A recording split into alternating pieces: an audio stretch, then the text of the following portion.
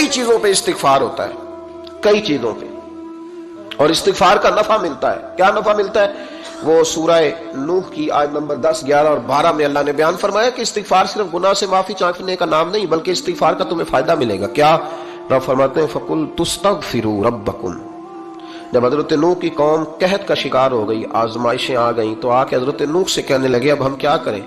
تو کیا کہا حضرت نوح نے؟ فرمایا فَقُلْتُ اسْتَغْفِرُوا رَبَّكُمْ۔ آپ نے فرمایا اپنے رب سے استغفار کرو، اپنے رب سے۔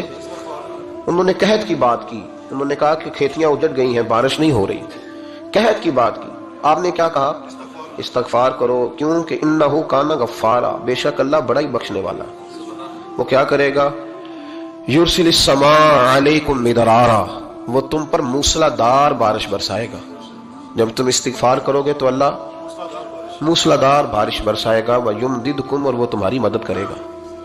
استغفار کرنے والے کی اللہ کیسے مدد کرے گا؟ بِأَمْوَالٍ وَبَنِينَ، تمہیں مال بھی عطا کرے گا اور بیٹے بھی عطا کرے گا، بارش بھی دے گا استغفار کرنے والے کو، اور مال اور اولاد سے اس کی مدد بھی کرے گا۔ وَيَجْعَلْ لَكُمْ جَنَّةٍ وَيَجْعَلْ لَكُمْ أَنْهَارًا، اللہ تمہیں جنت بھی عطا کرے گا اور تمہیں نہریں بھی عطا فرمائے گا، تمہارے لیے جنت بھی بنائے گا، انہار بھی بنائے گا۔ توبہ کا، استغفار کا تمہیں یہ فائدہ ملے گا۔